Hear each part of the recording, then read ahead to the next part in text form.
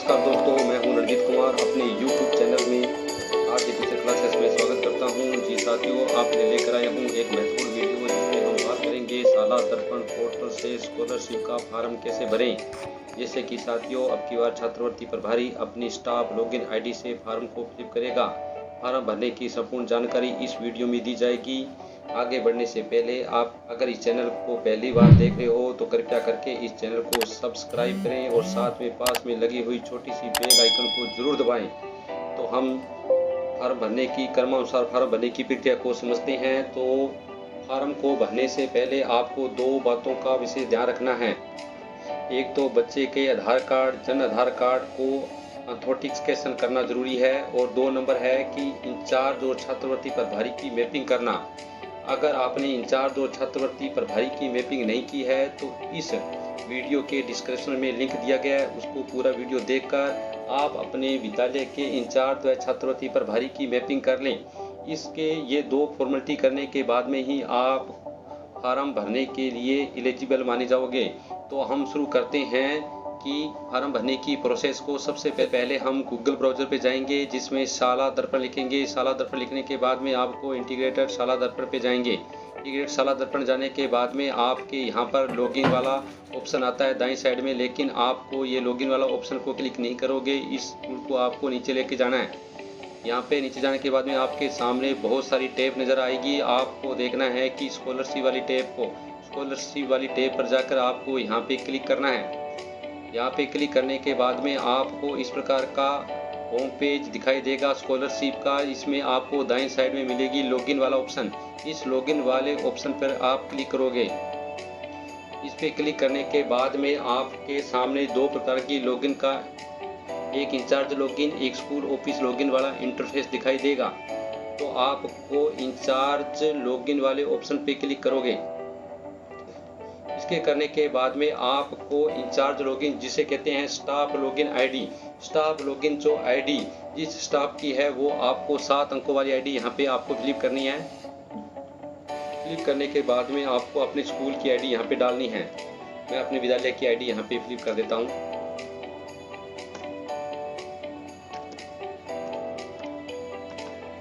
करने के बाद में आपको यहाँ पे डालना है पासवर्ड डालने के बाद में आपको यहाँ डालना है कैप्चा डालने के बाद में आपको कर देना है लॉगिन।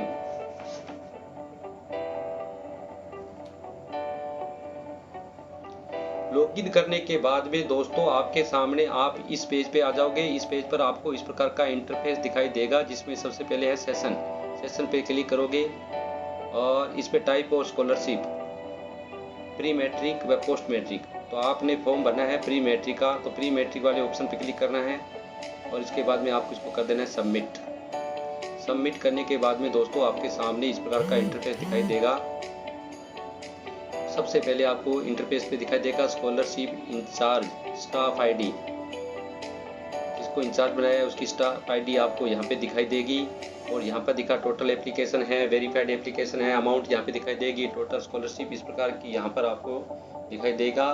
तो आपको अपने आज इसकी चर्चा एक एक बिंदु पे करेंगे। तो सबसे पहले जो बिंदु है हमारा है डैशबोर्ड आपके सामने दिखाई दे रहा है, ये डैशबोर्ड है।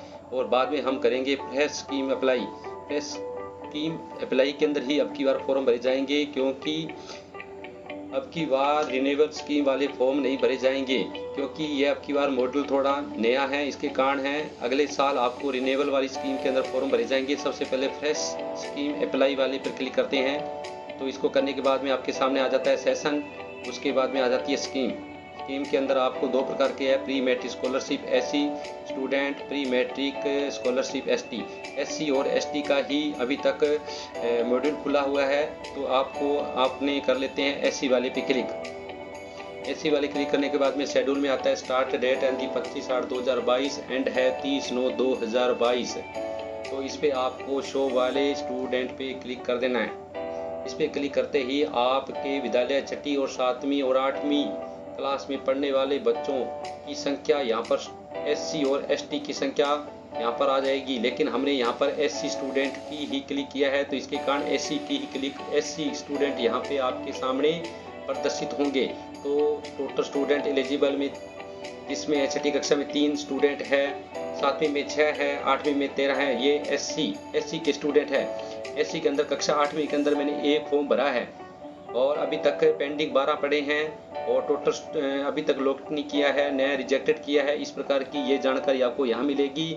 मैंने एक फॉर्म भरा है अभी तक कक्षा 8वीं का, वो यहाँ पर शो हो रहा है। तो इस प्रकार यहाँ पर आपको फ्रेश स्कीम अप्लाई इस प्रकार आपको भरना है।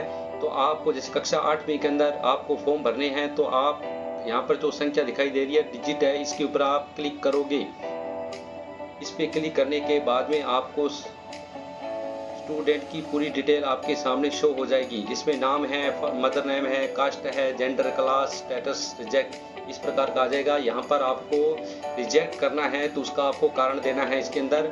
तो मैंने पहला जो फॉर्म है, इसमें फॉर्म मैंने भर रखा है, अप्लाइड ऑन दी 7/9/2022 को ये फॉर्म को मैंने भरा, उसके आपको डिटेल सामने दिखाई दे रही है। और बाकियों के फार्म मैंने नहीं भरे अभी तक, उसके लिए नॉट अप्लाइड येट इस प्रकार का आपके सामने दिखाई दे रहा है। अभी रिजेक्ट करना है जिस फार्म को, तो हम उसको भी करके देख लेते हैं एक बार। तो जिस प्रकार है कि ये 2 नंबर जो स्टूडेंट है ये गवर्नमेंट एम्प्लॉय का बच्चा है, इसके कारण इसको मैं रिजेक्ट कर देता हूँ यहाँ पे। ये भी अपने करके देख लेते हैं थोड़ा।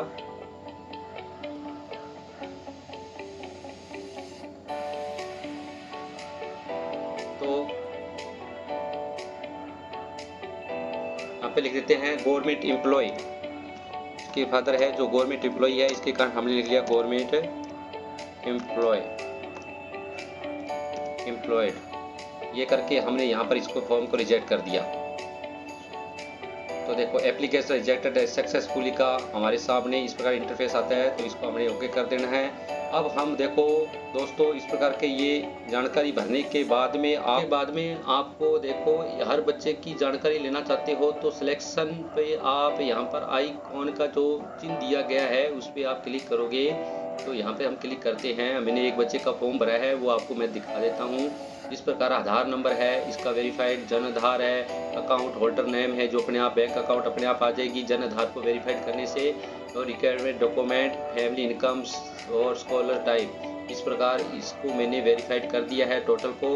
इस प्रकार आपके सामने ये फॉर्म आएगा। तो देखो ध्यान देना है कि जो इनकम है जो 2.5 लाख से कम रखनी है, 2.5 लाख से अधिक होने पर वो टैक्स पेएबल में माना जाता है। और दूसरी बात यह है कि आधार नंबर होना बहुत ज़रूरी है, जन आधार होना ज़रूरी है। अगर इनमें से सभी में आपको क्रॉस का निशान कहीं दिखाई दे जाता है तो आपको इसको अप्लाई नहीं करना है। इसमें सभी में आपको ग्रीन कलर का टिक का निशान आए तभी इसको आपको वेरीफाइड करना है, तभी ये फॉर्म क्लिक माना जाएगा, सही माना जाएगा। इस प्रकार है।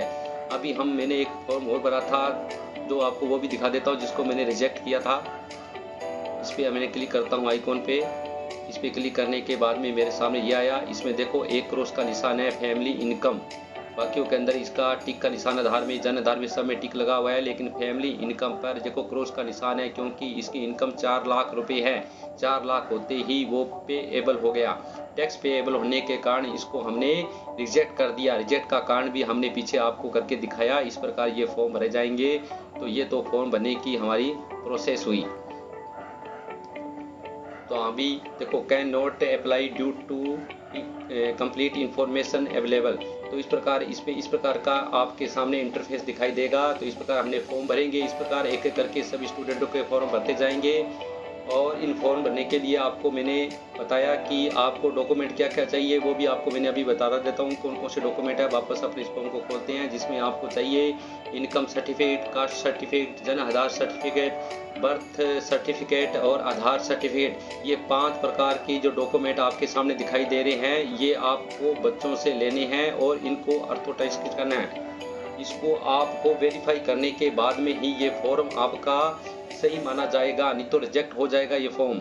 इस प्रकार इसको करने के बाद में आपको रिन्यूएबल वाली स्कीम पे चलते हैं। रिन्यूएबल वाले जो स्कीम है इसके अंदर देखो, इसमें अब की वर्ष है ये लागू नहीं होगी, क्योंकि अब की बार ये पोर्टल थोड़ा नया है, इसके कारण है 2022-23 का दिखा रहा है।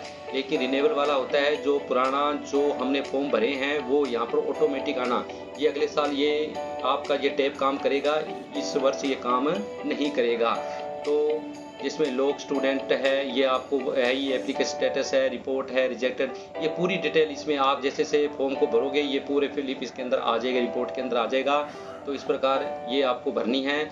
और अब रही बात है कि हमने इनकम, आपको इनकम है जो भरने का जो प्रोसेस है, मेरे पास कॉल आई कि सर जी हमने प्रपत्र नंबर 9 में इनकम को भर दिया है लेकिन फॉर्म को फिलिप नहीं हो रहा है। तो इसकी मैं आपको जानकारी देता हूँ। इसके लिए आपको साला दर्पण के पोर्टल पे जाना पड़ेगा, स्कूल की आईडी पे। जैसे हम स्कूल की आईडी पे जाते हैं तो मैं अपने विद्यालय की स्कूल की आईडी खोल के आपको बताता हूँ कि आपको इनकम कहाँ भरनी है। बच्चे की प्रपत्र नंबर 9 में भरने के बाद में आपको उसको वेरीफाई कहाँ करना है, ये करने के बाद में ही आपका फॉर्म है जो फिलिप होगा। तो आपको जाना है स्कूल की आईडी पे। मैं अपने विद्यालय की स्कूल की आईडी पर जाता हूँ, पहले मैंने आईडी भरा, फिर पासवर्ड भरकर अपने कैप्चा डालकर मैं उसको लॉगिन हो जाता हूँ। लॉगिन होने के बाद में मैं आ जाता हूँ मेरी स्कूल की साला दर्पण आईडी पे। साला दर्पण आईडी पर आने के बाद में आपको जाना है विद्यार्थी टैब पे। विद्यार्थी टैब पे जाने के बाद में आपकी जो टैब दिखाई दे रहा है लाभार्थी योजनाओं के लिए अनिवार्य छात्र सूचना, इस पे आपको क्लिक करना है। इसको क्लिक करने के बाद में थोड़ा नेट की प्रॉब्लम है, इसके कारण थोड़ा नेट, तो आपको यहाँ जाना है। तो यहाँ जाने पर आपके सामने इस प्रकार का इंटरफेस आएगा। तो आपको जिस प्रकार यहाँ से सिलेक्ट करनी कक्षा, मैं कक्षा 8वीं को सिलेक्ट कर लेता हूँ। और जिस प्रकार है मैंने यहाँ पर शो स्टूडेंट पे किया। शो स्टूडेंट करने के बाद में हमारे सामने इस प्रकार का इंटरफेस आता है जिसमें PCTS कार्ड, BPL कार्ड है, फैमिली एनुअल इनकम है, EWS कार्ड है, क्लीनिंग ऑक्यूपेशन है, CWSN है, कैटेगरी है, OBC कैटेगरी, इस प्रकार के तमाम जानकारी आपको इसमें भरनी है। जैसे PCTS कार्ड है जो अब लागू नहीं होगा क्योंकि ये अभी तक इसकी जो 2016 में शुरू हुआ था इस प्रकार इस योजना, तो ये हमारे लागू नहीं होगी। तो BPL कार्ड है, ये वन टाइम है, ये आपको यहाँ पर फिलिप करना है। और फैमिली एनुअल इनकम है जो अपने यहाँ भरना है। मैंने एक बच्चे का भर के आपको बताया, तो मैंने यहाँ पर ये देखो मैंने उसकी इनकम 36,000 रुपये थी। मैंने यहाँ भरने के बाद में टैक्स पे वाले में आपको नो वाले क्लिक करना है। यस वाले में करोगे तो वो फार्म आपका रिजेक्ट माना जाएगा। इनकम टैक्स पे में आपको नो वाले ऑप्शन पर यहाँ पे क्लिक करना है, सबमिट करना है।